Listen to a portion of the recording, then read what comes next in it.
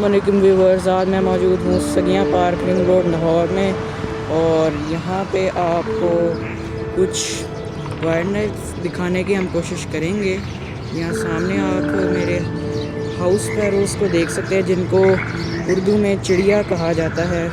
और ये बीज खाने वाले परिंदे हैं, बीजों की पॉपुलेशन को कंट्रोल करते हैं और उनको स्प्रेड करने में मदद करते हैं। इनमें सेक्सुअल डायमॉर्फिज्म होता है, यानी मेल और कलर का होता है, फीमेल और कलर की। ये सामने जो आपको दिख रहा है वो मेल है, और ये वाली जो दो आपको दिख रही हैं ये फीमेल हैं। तो मज़ीद एक्सप्लोर करते हैं चंद केस को। व्यूवर्स, ऐसे कामों के लिए दूरबीन की बहुत ज़रूरत होती है, क्योंकि जो परिंदे हैं उनकी नज़रें इंसानों से कई गुना तेज़ होती हैं। हर किसी भी किस्म का परिंदा हो, सबकी बहुत शार्प आई साइट होती है, यानी बहुत तेज़ नज़र होती है सबकी। तो ये आपको बहुत दूर से देख के तो हल्की सी आवाज़ सुन के भी उड़ जाते हैं। तो ये इस साइड से आवाज़ आ रही है मुझे। अब इसके लिए दूरबीन या बाइनोक्यूलर्स जिसे कहते हैं वो होनी चाहिए आपके पास। इस तरह घनी जगह में जब आप जाएं तो वो मैं ना भूल गया हूँ, वरना हमें अब तक काफ़ी कुछ मिल जाता। व्यूवर्स, ज़्यादा कुछ तो नहीं हमें यहाँ पर मिल सकता, कुछ ही जानवर मिल सकते हैं, क्योंकि ये जगह छोटी है, यानी कि जितने हैं वो ढूंढे जा सकते हैं, क्योंकि छोटी जगह पे एक्सप्लोर करना बहुत आसान है। हवा में भी कुछ परिंदे उड़ रहे हैं। एक तो वो कोई कौवा देख सकते हैं जिसे हाउस क्रो कहा जाता है। मज़ीद हम देखते हैं यहाँ पे अगर हमें कुछ ख़ास मिल जाए।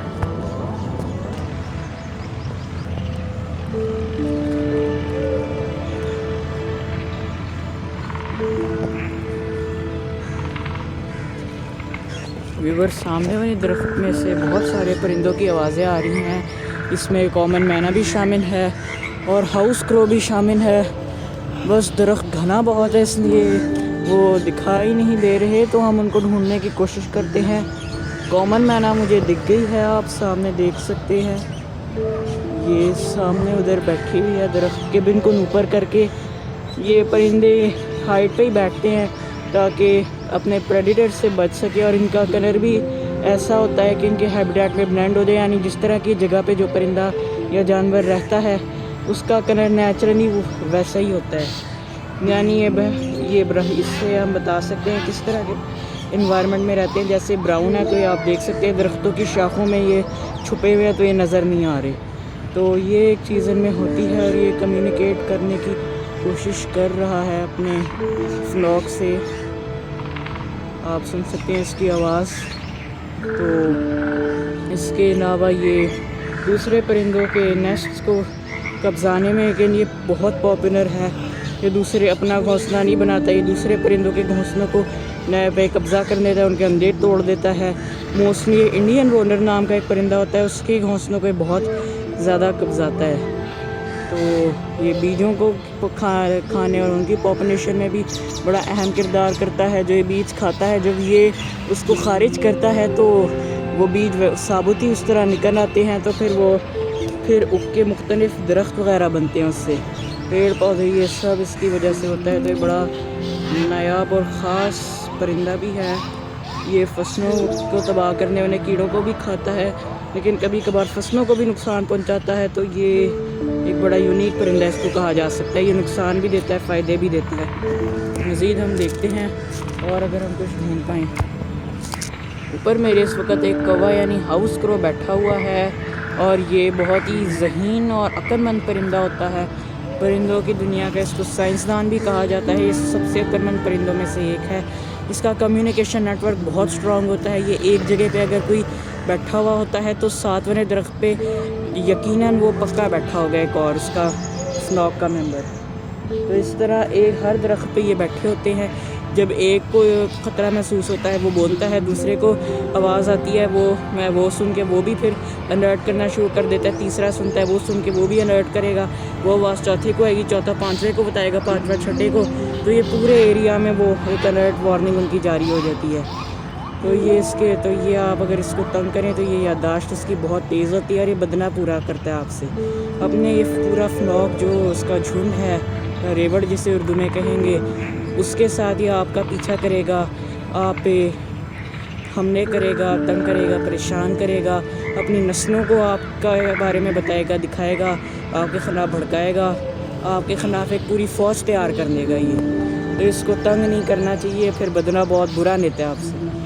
ویورز، یہ جگہ راوی دریا سے بہت قریب ہے، تو اس بات کی امید کی جا سکتی ہے یہاں پہ ہمیں بہت سی اقسام کے جاندار مل جائیں.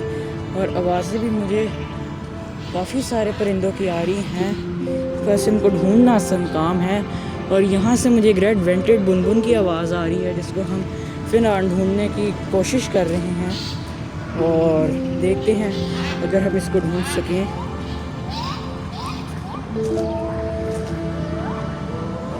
ویورز، یہاں تلاش تو ہم بہت دیر سے کر رہے ہیں، مگر ان کا کیموفلیج ایسا ہے کہ نظر میں نہیں آتی. تو ہم دیکھتے ہیں، کوئی جانور مجھے لگ رہا ہے وہاں پہ ہے، کیونکہ ہلچل ہو رہی ہے وہاں پہ. دیکھتے ہیں، بس کوئی کتا وغیرہ نہ ہو، پڑ جائیں گے پھر وہ. باقی تو خیر ہے، کوئی جانور بظاہر نظر تو نہیں آ رہا. ہو سکتا ہے شاید وہم ہو ہمارا، یا ہو سکتا ہے کوئی ہو، یا کوئی پرندہ ہو جو اڑ گیا ہو. تو تلاش پوری کرتے ہیں. یہاں پہ درخت اتنے سارے اور اتنے گھنے ہیں کہ ان میں عام بندے کے لیے تلاش کرنا ایک بہت بڑا کام ہے.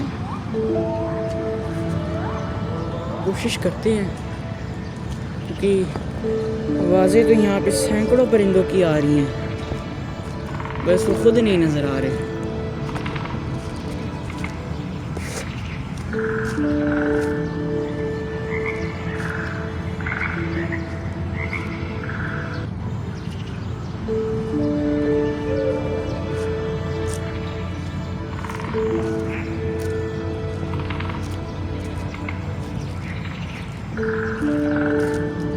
ویورز، مجھے لگا تھا کہ جگہ چھوٹی ہے، لیکن اتنی بھی چھوٹی نہیں ہے کہ تمام پرندے جو یہاں پہ پوشیدہ ہیں وہ سب ڈھونڈے جا سکیں. لیکن پرندوں کی تلاش میں یہ بات ہمیشہ یاد رکھنی چاہیے کہ ہمیشہ درختوں میں نظریں جمائے رکھنی ہے، کیونکہ کوئی بھی پرندہ کبھی بھی اس طرح کی جگہوں میں جو جہاں لوگوں کا آنا جانا ہو، درختوں سے نیچے نہیں اترتا. تو ایسے درختوں کو ڈھونڈنا ہے جہاں پہ پرندے موجود ہوں. تو وہاں پہ اس بات کا کافی امکان ہے کہ وہاں پہ ہمیں کچھ نہ کچھ ضرور مل جائے، کیونکہ پرندے ایسی جگہ پہ ہوتے تو بہت سارے ہیں، بس درختوں میں چھپے اس طرح ہوتے ہیں کہ وہ نظر نہیں آتے. یہ دیکھیں، کوئی 4-5 قسموں کے پرندوں کی مجھے اس وقت آوازیں آ رہی ہیں. ایک ریڈ وینٹڈ بنبن ہے، ایک ہاؤس کرو ہے، ایک کامن مینا ہے، اور 2-3 کا مجھے آئیڈیا نہیں ہے اتنا کہ کون سے پرندے ہیں وہ جن کی. ہاں، تو بہرحال ہم تلاش کرتے ہیں کہ اگر یہ تمام پرندے ہم ایک ایک کر کے ڈھونڈ لیں جن کی فی الحال ہمیں آوازیں آ رہی ہیں. ان آوازوں کا پیچھا کرنا بہت ضروری ہے، ان کو غور سے سننا اور پیچھا کرنا آنا چاہیے، تو آسانی سے ان کو ڈھونڈا جا سکتا ہے. اگر کوئی اسٹوڈنٹ وغیرہ ہو، کوئی جنگلی علاقے میں جا کے ریسرچ کرے، یا کسی بھی علاقے میں اگر کوئی سروے کرنا ہو، کوئی ریسرچر ہو، تو یہ ٹپس اس کے بہت کام آ سکتی ہیں.